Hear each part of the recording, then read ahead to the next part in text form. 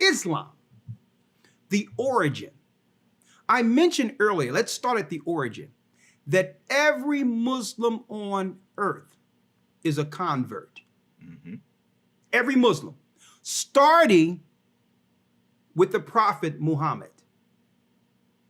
There was a time in this earth not too long ago, okay, there was a time in which Islam didn't exist under the title or name Islam. Okay, how do we know this? Well, you have Muhammad born around what, 539 BC, around that area, right? He was born in the 6th century AD. You're talking about almost 600 years after Christ. So that begs a question for all that's out there. What were the Middle Easterns following before Muhammad was born? If there wasn't any Islam. Now, if Islam wasn't a religion at that time, that means even what we follow in the Bible when it comes to Christ and the disciples' doctrine, that predates what we call Islam today. Now, that's just a historical fact. A lot of our people don't even know that. Okay, but sometimes we are bamboozled or detracted by hearing people say, well, Muhammad was a prophet. Jesus was a prophet. Isaiah was a prophet. Moses was a prophet. See, that's the detraction. That's the slick way of adding Muhammad, right, into the line of prophets and having the unlearned in our communities believe that they were all around the same time, period. Right? When really, Islam is one of the newest religions on earth. Muhammad was born around 539 AD. 600 years 600 years after Christ almost. And at this time, what we call the Bible, the Torah and the Tanakh was already in place. The New Testament, before Muhammad was born, was already in place. That's right. The gospel was being taught all throughout the earth, outside of the Western world. Well before Muhammad was born. Acts the 2nd chapter, when the Holy Spirit came down on the disciples, okay, where you had Jews, devout men out of all nations under heaven, speaking different languages. Why? We all would come up to Jerusalem once a year for the Feast of Unleavened Bread and the Passover. So at this period, the gospel was taught in Acts 2nd chapter. And this is 1st century, folks. Okay, almost 600 years before Muhammad was born. Where you had devout men out of every nation teaching the true gospel of Christ before there was any such man as Muhammad. So why did we need a new prophet? See, I'm going to go into that. Let's go into some history now. Because everyone will talk about this Allah thing, right? Now you can call whatever God you would like to call, right? That's your option, okay? But I'm going to give you some history on this. Let's go to that book real quick. Show them the book. Yes, sir. This is titled World Religions from Ancient History to the Present, edited by Godfrey Parinder. Go ahead. World religions. Let's go into some history. Let's find out real quick, who was Allah before Muhammad began to proclaim Allah to the world? Now, mind you, folks, even Muhammad being a part of the Quraysh tribe, right? Even him dealt with polytheism. His family, under the priesthood, being the priests in the Middle East, were pagans. were Arab pagans over the pagan temples in the Middle East. Right? So before he converted or ran into our brothers or our fathers, Israelites who taught him, he not only was an idolater, okay, or a pagan, he was under a religion deemed Persian mythology. A direct religion of Babylon was the religion of the Middle East. See, a lot of you don't know this. So Allah existed as one of the gods. But what was her name before Allah? I know a lot of you, I took you aback, right? Her name? Yes. Allah, the Allah they call on, was a female deity in Persian mythology. What are they hiding from our brothers and sisters in Islam?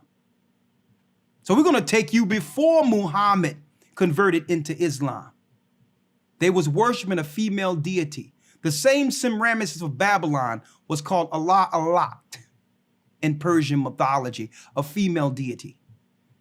Later on, when Muhammad stormed Mecca, that they take some of the gods out or rocks out of the Kaaba and left 3, Allah and Allah daughters, 1 black stone and 2 white stones. This is history, folks. Let's go into the book and get the true name. Who were they worshiping before Islam, brothers and sisters? Let's go. Yes, this is from page 464. Values of pre-Islamic Arabia. Come on. This is pre-Islamic Arabia. The Bedouin Arabs. Tell them what page you want again. Yes, sir. Page 464. Page 464. Read it. The Bedouin Arabs were not notably pious, but they did have certain religious practices and ideas. In general, they might be described as animist, for they believed in a number of powers, spirits, and demons whom they propitiated. Spirits associated with rocks and springs and trees were of particular importance. The Bedouin were also influenced by the astral religion of the Semitic peoples, which led them to recognize deities associated with the heavenly bodies. The major figures were goddesses. Were who? Were goddesses. Goddesses. Of whom the most important were Allat, Allat, Al-Uzza, Al-Uzza, and Al-Manat. and Al-Manat. Now check that out, folks. They just took off the lot and kept Allah as the God to unite all Middle Easterns under one deity. Why? Because Muhammad seen the power of monotheism as he frequented the Jews. See? But before this, here's the names that you can research over the old Islam or the Persian mythology. The only thing they did, brothers and sisters, is give the Babylonian Persian mythology a makeover. Come on, let's go. A superior deity called Allah was also familiar to them, but his function was vague, and he did not figure strongly in their thinking or practice.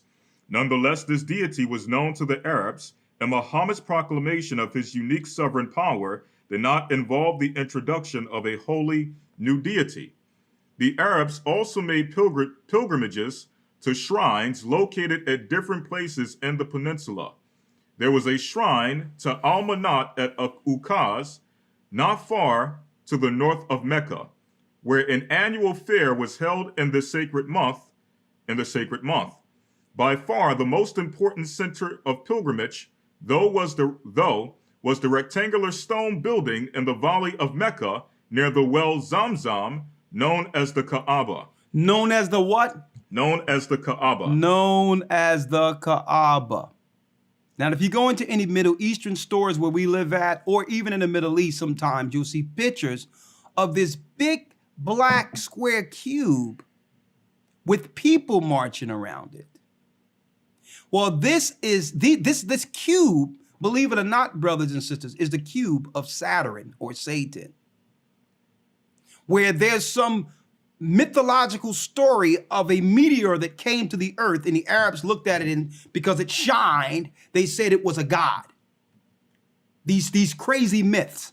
And they put a curtain around it in the Middle East and began to worship it as a god, folks, and called it Allah. Now, proof that it was a female deity. Till this day, if you go to Mecca, which was turned by Muhammad into a holy pilgrimage area, but before that, a trading port. If you go there, you'll see brothers or people who have made a pilgrimage or Hajj paying homage to the female deity.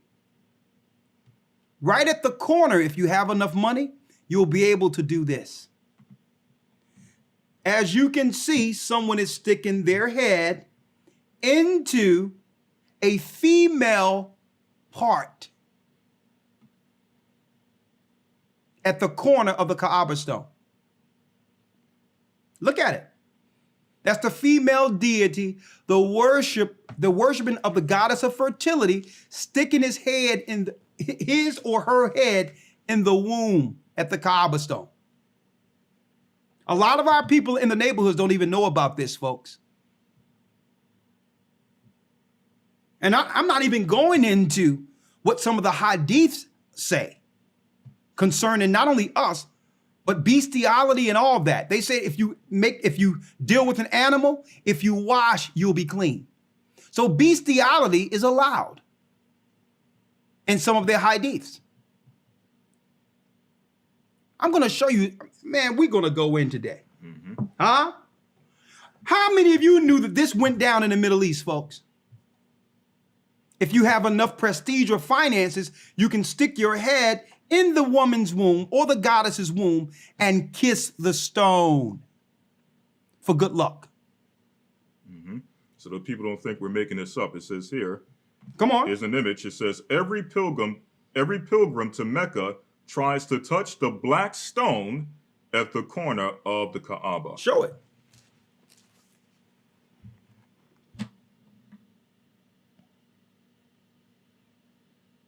That's the middle picture you see in there with a king of Mecca or king of Arabia touching the black stone. Now listen.